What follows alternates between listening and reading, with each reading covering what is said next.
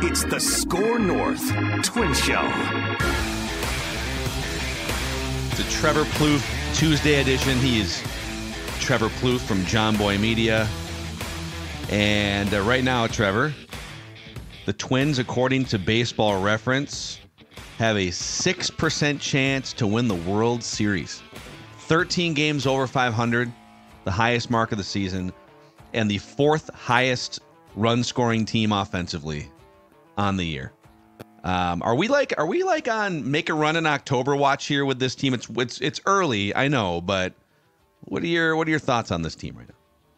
I think usually when I look at teams that make these, big runs in October, they have a few, similarities. One, it's you have your guys that you're paying well, which the Twins have that right now. Carlos Correa is doing it. Buxton's going off. So those guys, the centerpieces of your lineup are going off. And then two, it's the guys that you bring up, the young guys having kind of career years. And that's been a little bit of a problem for the Twins, but we are seeing Miranda's been going off. And then Brooks Lee looks like the real deal. Wallner coming up. He obviously had a good first few games. We'll see how that goes. But, they've been able to bring up reinforcements who have played well. And then, how's your bullpen? How's your starting pitching? I think that's the biggest worry with the Twins right now is how does their rotation really stack up against like the elite teams? I think that's the biggest thing that I would take away. But offensively, they can go toe-to-toe with anybody right now.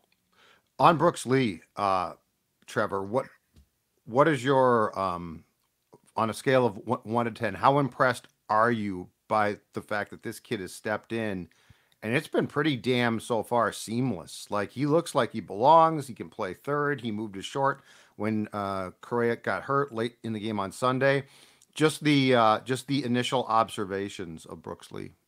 He looks great. I mean, there's no doubt about it. I talked to Jace Tingler a little bit yesterday about him. I said, hey man, like, give me like, what are you feeling? Like, what are you seeing out of this guy? And he said, really, like, everyone talks about the offense and, the swing plays, I think it's a really compact, it's a big league swing. But he said the defense is where he's been really impressed. He mentioned that the bunt play, him coming in on that ball at third base, it's not an easy play. He made it look easy. So I think everyone there is just saying, okay, this guy, like, he has a good head on his shoulders. It looks like the game translates really well. Now, I said that big time about Eddie Julian too. And then he started to really struggle when teams got a book on him. So I think we need to, hold off on giving Brooks Lee like a ton of like, hey, this guy's going to be the difference maker, because even though I think he looks great and I think he is going to be a great ball player in the big leagues, how many times have we seen this before? So you kind of have to pump the brakes there. I don't think it's fair to just put a lot on him, although it seems like he likes it. But my first impressions of him are he looks like a big leaguer. Trev, Jose Miranda also obviously just like continues to punish baseballs. You got up and down this lineup. You got guys that are just hitting like crazy. I mean, heck, as much as I know Judd has loved what Christian Vasquez has brought at the plate all season long, the last month he's actually obviously come up with some big hits here too. It does feel like 1 through 9, this is one of their deeper lineups. And of course, the Bomba Squad one was, prolific, setting a home run record in 2019. But now this lineup is clicking and everyone is producing. It doesn't really matter where you throw guys in. You can put Brooks Lee batting 8th or 9th, for God's sakes, and he's still delivering big hits. So it just feels like this is one of their more deeper lineups they've had in quite some time.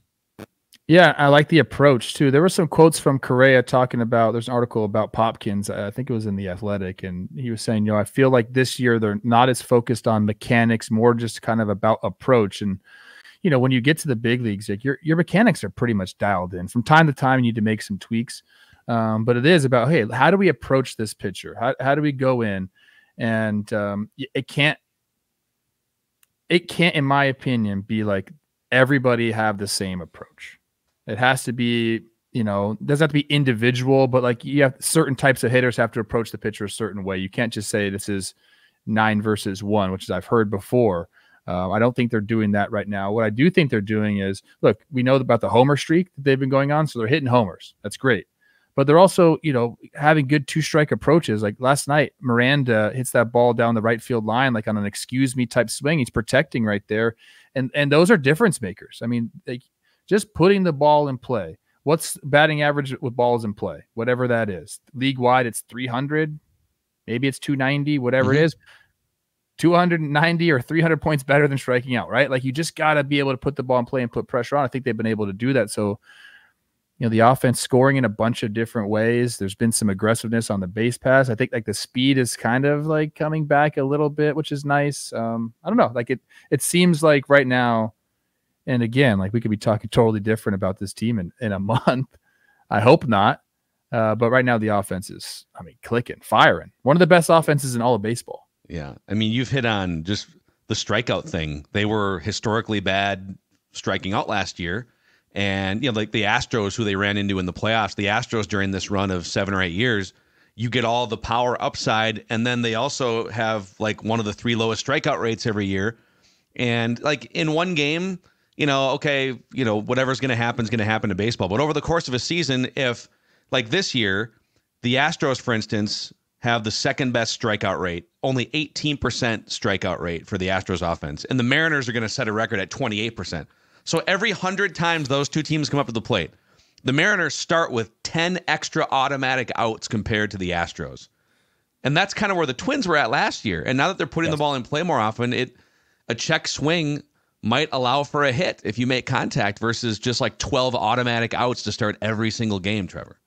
Exactly. And Seattle has actually tried to address that. They spoke about that. We're trying to get people out of here. They traded the Eugenio Suarez out. We're trying to get people out of here that strike out a lot, and now they're still this year after they've made these adjustments still leading the league. So yeah, it's a big part of it. We talk about it all the time what it does. You put pressure on the defense. Again, I just mentioned like you put the ball in play, at least you got a chance. And if you have a good 2-strike approach, it doesn't mean you're just like up there like filleting the ball. Like, you would have a good 2-strike approach and still take a healthy hack at pitches. And I think we just seen that from them. Carlos Correa, I swear it was the game at Yankee Stadium. He went oppo against Stroman. After that, things just started to open up for the Twins offense, and it really felt like he was at the forefront of that, like using the whole field, really, honing in on that. And as he goes, the team goes. Like, everyone's following that guy's lead. And that contract now, by the way, looks like an absolute bargain, right? Like Correa was going to go to the Giants, that fell through. He's going to go to the Mets. And I think it's fortunate for him too, because it's worked out great here. But you look at this guy a year ago, and defensively at short, he's always been fantastic. But with the foot problem, he struggled at the plate, grounded into a ton of double plays. And now with him, like, he provides to me a captain type of player, right? Like, yes. Everyone seems to gravitate towards him, and his approach also impacts the entire team, Trevor. Yeah, I can't speak highly enough about him, to be honest with you. Yeah, you're always worried about a shortstop, an aging shortstop that you give this money to, but I don't think there's any concerns about him. The way he takes care of his body, the way he works at it. He made a great play. When was that? Was that in the bottom of the 7th last night, ranging to his left? They got one out at second base. But if that ball scoots by him, now it's all of a sudden first and second, nobody out. Like, it just changes the entire game. But he makes these plays look so easy. And like, I don't think his defense is going anywhere. Like, not within how many more years do you have in his contract? 4 more years? Like 4 or 5. Yeah. 4 more years. I don't think it goes anywhere in that amount of time, just because of how he takes care of his body. I don't think the guy drinks at all, which, look, man, like, we can talk about that all you want. Like, that affects you. I'm out now. See you guys. I get it. Like, look, I probably should have dialed it back a little bit during my playing days. And if you do it responsibly, it is what it is. But the facts are the facts. Like, if you're not out there like partying, you're taking care of your body, you're going to age better. Like, that's it, guys. Tom Brady like slept in a hyperbaric chamber and ate kale smoothies for 17 straight. Tom Brady is not a bad comparison when you're talking about taking care of your body. Being around them in the clubhouse, talking to guys, like, he takes care of his body like Tom Brady takes care of his body. Like, he just does. He's got a chef. He doesn't go out. He's constantly trying to make sure he's able to recover. And if you got a guy like that at the helm, like you said, captain-esque, other guys are going to follow suit. Like, it's I've been on the plane rides. There isn't, like, it's changed a lot throughout all of sports, by the way. Like, there used to be a lot of beverages consumed on plane rides. There's like none. on the Twins plane ride right now. And I think a lot of it has to do with because their captain's not doing it. Yeah. Yeah, I've talked to some people too, Trev, in the locker room and stuff, just about how Correa approaches things and how on off days he's in there getting massaged, getting work done, going in to hit. Like, he is just incredibly laser focused throughout the entire season. No distractions, nothing else. And even like, there's definitely, as someone who's only like been in this locker room for the first time regularly, like there is some intimidating factor, but there's also like the captain leadership factor that there is just like the natural gravitation towards. But, and I don't mean to really like completely open or this can of worms and like throw this on someone, but do you think there comes like maybe like a come to Jesus moment or some type of moment between Correa and maybe Royce Lewis? And I know Lewis has just had some fluky injuries. That's going to happen sometimes in baseball. But do you think there is something where maybe Correa can pull Royce Lewis aside, or is there anything that would come from that could maybe make, I'm not saying Royce Lewis isn't taking his preparation seriously, because I'm sure he is prepping appropriately. But do you think that there is something that could happen where Correa and Royce can get together and maybe Royce can see what it's like to literally take care of your body and take all the things that you have to be a complete baseball player? I don't think that's far off at all. I think if Royce should be seeking that out. Like, if you have a guy that's staying on the field consistently, you know, you understand the work ethic and what he does. I mean, that's, as a young ball player, which Royce still is, like, you have to find those guys to guide you. You don't really, I mean, Royce hasn't navigated a 162 yet. That's the bottom line. So you have to go and figure out, okay, how do I do it? I don't know if they're going to be, you know, hand in hand the entire time, but it'd be crazy if Royce didn't seek out advice from Carlos. Like, and knowing him, he will. He's that kind of guy. He's got a good head on his shoulders. I don't think that guy parties either. What's going on with all these guys not partying anymore? Don't party. Yeah, what are they doing, dude?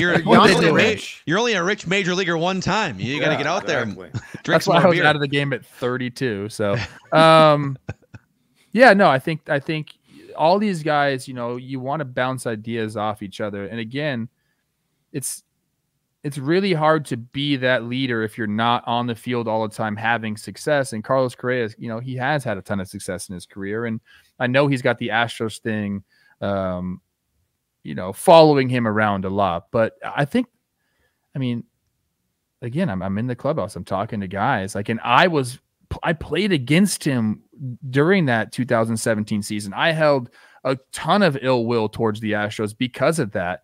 But my take on Carlos has always been like, he was a young guy. He was the only one coming to anybody's defense during that time. He was actually the only guy speaking to the media. And I was very impressed with that aspect of it. I don't hold anything against him because I know if you're a young guy in a clubhouse, you just do what the veterans do. I blame that whole thing on Alex Cora, on Carlos Beltran, on, you know, the veterans in that clubhouse. So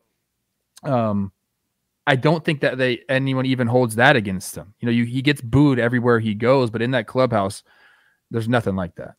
Except this last weekend where it's standing ovation for our guy Carlos, but then when Altuve comes to the plate, boo, cheater.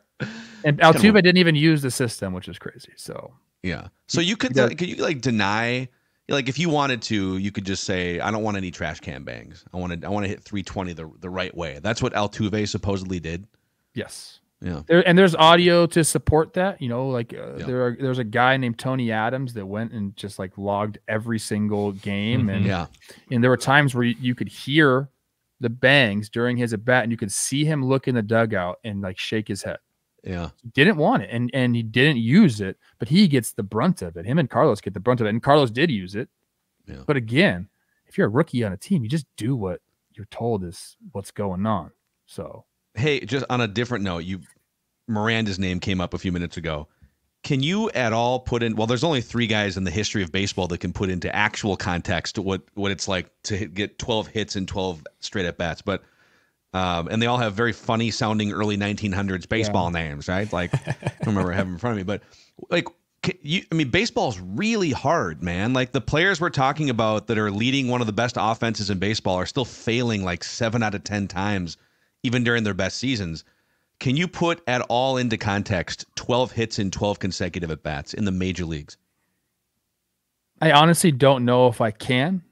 I don't know what my streak was, maybe 5. And if you go 5 for 5 or something like that, you feel like a god. Yeah. To go 12 for 12, span over how many games was it? 4 games? 3? Was it 3 games? 4? It started at the end of a game and then went through 3 more. Yeah. Honestly, it feels really good, but when you go on streaks like that, they're going to come to an end, and you're just like, man, how long can I ride this thing out? And it seems surreal. It really does. You go up there and you're seeing the ball well, obviously. Like he is seeing that ball so early, and it looks so big to him, and he's not missing it when he gets his pitch. I mean, so you just try to ride that out as long as you can. Then we saw last night a couple, that 2-strike hit, then he had the looper into center field, and you're kind of like, man, like, I'm doing something right. Like somebody out there is looking out for me. It's a good feeling, but again, I think it's going to end, but you're just trying to ride it. But while you're in it, I don't know if there's a better feeling in all of baseball to just know he's coming to the park at that point saying, I'm going to square up the baseball 3 or 4 times today, and we'll see what happens. But the 12 hits in a row is nuts. It's nuts. It was crazy. Crystal ball time. The trade deadline 3 weeks from today at 5 p.m. What do you think the Twins might do? I don't think a lot. He's going to buzz. I don't. He's going to buzz. I'm going to buzz. I don't think much of anything, to be honest with you. Maybe a back end starter for some depth, which there'll be some of those guys available. Again, I think the starting pitching market is going to be. It's so scarce, like for top end guys. Yes. That I don't think that the Twins will approach that. I mean, and maybe they're going to pull something out that I'm not expecting, but I don't think they're going to be after the front of the line guys. I don't really think they need bullpen help, so that doesn't really make sense to go out there and get that. And the lineup's been kind of going off, so and they can draw from within for more bench help.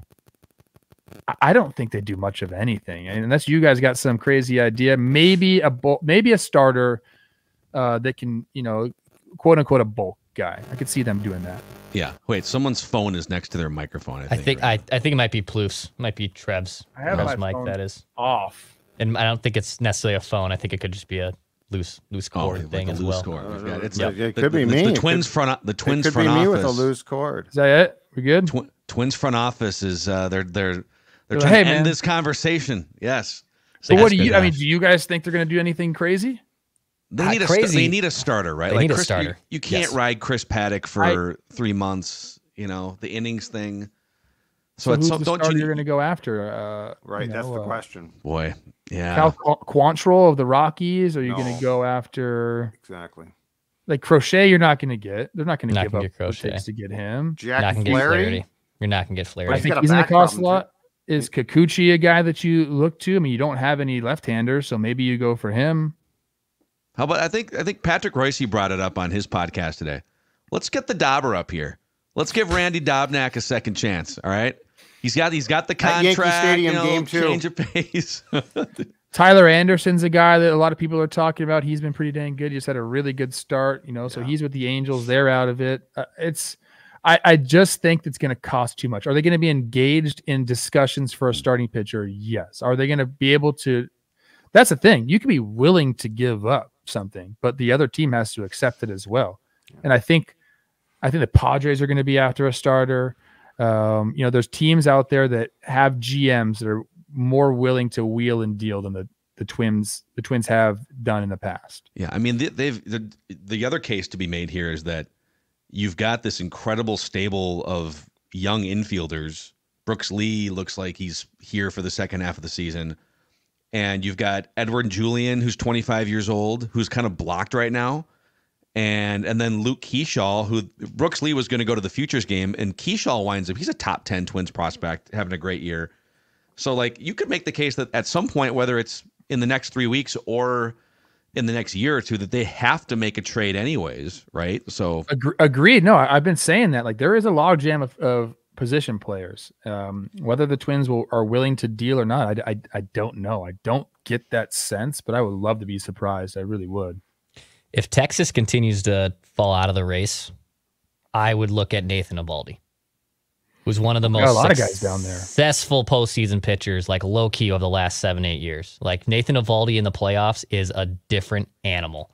I look at Eovaldi. I saw someone threw in our YouTube comments on one of our videos, Kevin Gausman of Toronto, but he's owed a lot of money. Yeah. And I just don't know. Like Toronto could swallow some of that and make that a little easier on the Twins. But given the Twins' current payroll restrictions, I don't see them committing to $46 million of Kevin Gausman through the next 3 seasons, essentially. But they need another starter because, like, right now, if the playoffs started today, Joe Ryan starts game 1, right, Trev? I think so. Yeah. And then after that, like, do you trust Pablo or Bailey Ober to take games 2? I mean, right now you have to. The Eovaldi idea is so he has a vesting option for next year. So I don't know what probably going to hit. So it's 300 innings between last year and this year. It's probably going to hit. He needs like 70 more innings this year. How much is the contract next year? 25, something like that. 20. 20. 20. That's for starting pitcher with his pedigree. Look, and the thing is, Chris Young came out and said, "Yeah, we're looking to wheel and deal unless something crazy happens." I believe they won 4 in a row.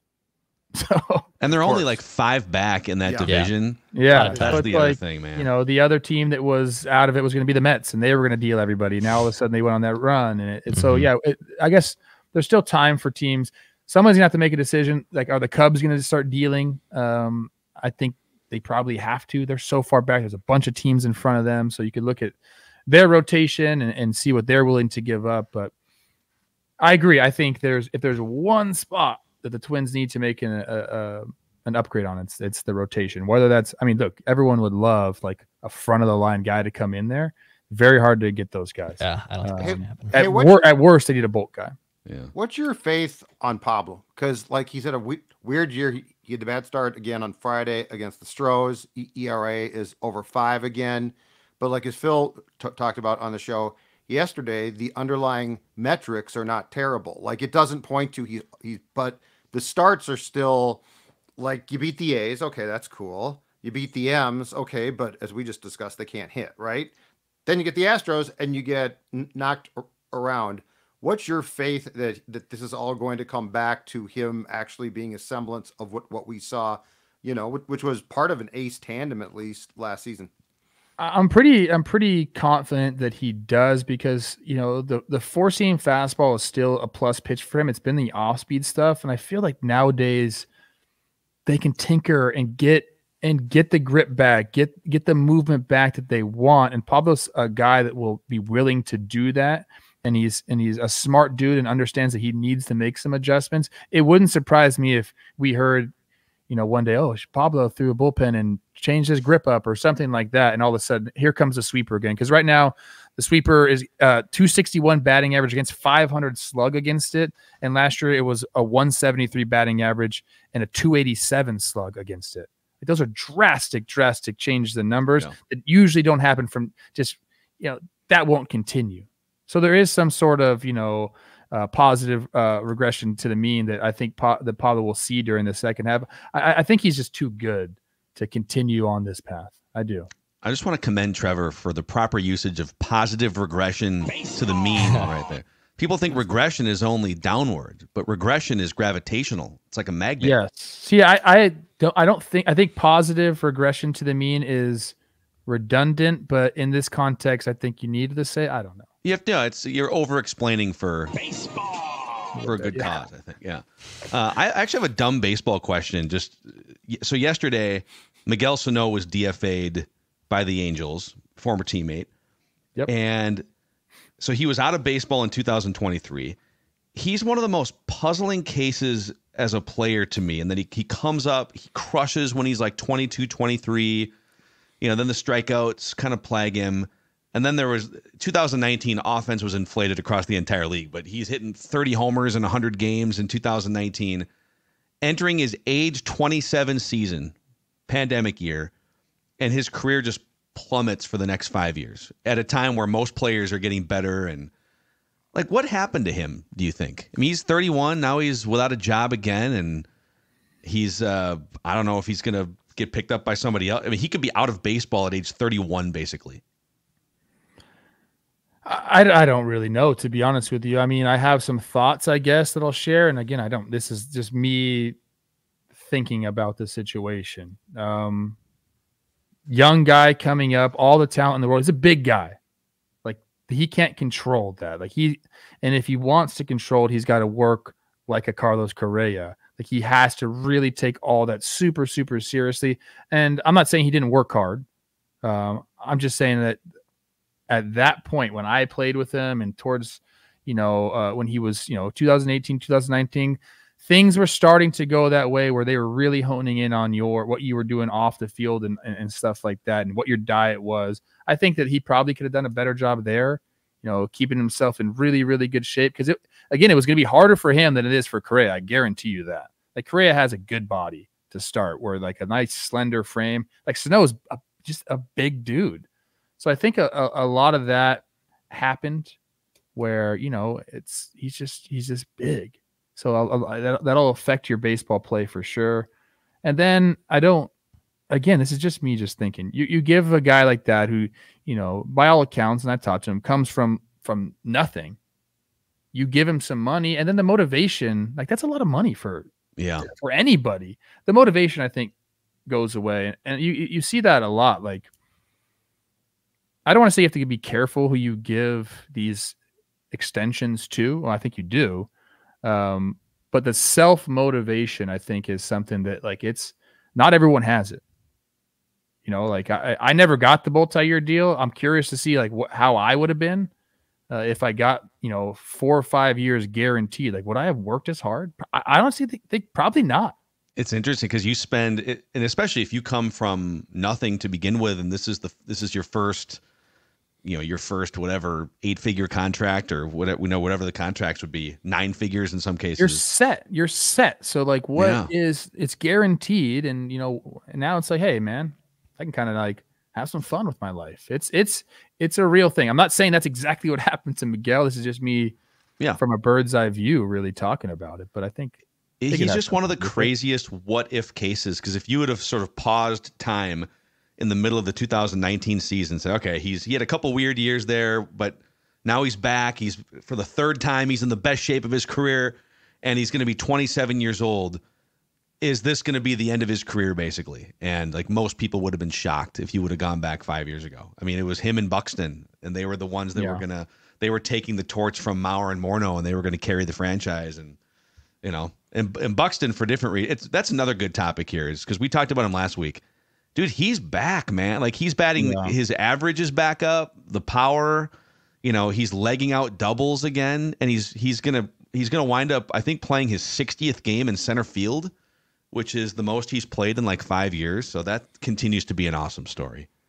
Yeah, his mindset is so good right now. Like, he's where he needs to be mentally. The physical gifts have never been a problem. We know about the injuries and whatnot, but like, he's always been as physically talented as anybody in the big leagues. It's really about, does he feel comfortable? Does he feel like, I don't want to say like wanted, or like he needs to be in the right headspace, and he is right now. He looks like he's, if this word makes sense, unburdened right now. The most positive thing I think I've seen from Buck in the past month is on Sunday, I believe, early in the game against the Astros, he hits a dribbler, right? And it's a Buxton play. Like, he's got that speed, and he sprints down the line. He is safe, but he just kept going down the line once he ran past the bag, obviously. And I was looking, and I thought, okay, this is where he usually comes up lame. Like, this is where he usually limps. This is where, and he was fine. And I thought, you know what? That is the most positive thing, because it incorporated his speed. It's a type of ball he beats out. But most importantly, what does he look like once he, completes that? And I thought, this is the Buck that when we watch him, we're like, wow, he looks unburdened. Yeah. He does. He looks great out there. I mean, doing it all. Like, just the ability to use his legs is such a big part of his game. And how many stolen bases does he have? I don't think he's got a ton. Doesn't have a ton. And they were like I feel like they were hesitant to send him early this year. Like, he has 5. He has 5 stolen bases all year. I'm curious to see if he gets on a roll with that at some point this year. I think he did it last year. They were talking about him. If I remember correctly, I was in Seattle or Oakland. They were like, "Hey, we need, Bucks he's gonna take it easily," and then he just started running And then Rocco's like, I don't know what's going on. So I don't know if they've really told him to stop. But I'd be curious to see if like he said, hey guys, I feel good. Like let me take some extra bases here. Because he's doing it like he's taking the extra base while he's hitting. Yeah. Like he'll hit, the ground ball to, left center, and he'll leg it out for a double. Like, what's the difference? Yeah. By the way, he's only been caught stealing 12 times in his 10-year career. No, he has. He's not playing 162 games, but like that's pretty wild, man. Like a guy that is that fast, and he's got a 90% success rate. He's only been caught twice in the last 3 years. So maybe we unleash it in the playoffs. Maybe it's a secret October weapon or something. Yeah. It'd be nice to see, wouldn't that? Like if you just add that element again, like the offense is clicking the way it's clicking, and then you can take even more extra bases. It'd be a sight to see. So, well, we got the All-Star break coming up next week, and a lot of baseball left to be played, but the bones of a really good baseball team are there for these Twins right now, and we'll just have to see. We'll have to see what big moves at the trade deadline, Judd. They're going to trade for Edward Julian. They're going to trade for Brooks, or what's his name, Brock Stewart. Going to trade for Randy Max Scherzer. Max Scherzer's going to waive his no trade to come here. They need look. You guys got me convinced now that I'm going to start throwing some stuff out there. Maybe it'll catch Falvey's ear for a starter for sure. I mean, Festa came up and 2 starts. What are you going to draw off that? A lot of off speed in the middle of the plate. Didn't love that. He was supposed to be like, that's what I thought they were going to do. Hey, bring this guy up. He's, let's just insert him into the rotation. I don't know if that plays in a playoff scenario. So no, I'm going to start pushing for that. One starter, one really established good starter. Let's send a list. We'll send a list. You can send it to Falvey. We'll make it together, and we'll see. I'll just be next to him. I think am I going to see him before the deadline? I think I am, like right before deadline. I'm going to put like a piece of paper. I'm going to write like Max Scherzer and a couple guys, like Twins wish list, and I'm gonna drop it in front of him. Pick it up. Oh, sorry. What? Oh, and he'll look at it. Some good ideas there, Coach Trev. Yeah, I never thought of any of these things. Let me pick up the phone here. Let me send a fax. So, all right, he's Trevor Plouffe from John Boy Media. You can also find him on various Twins broadcasts on Bally Sports North and on Trevor Plouffe Tuesdays here on the Score North Twin Show. For Judd, the sports dad, for Dex, the resident beat podcaster, I am Phil. We'll see you guys later.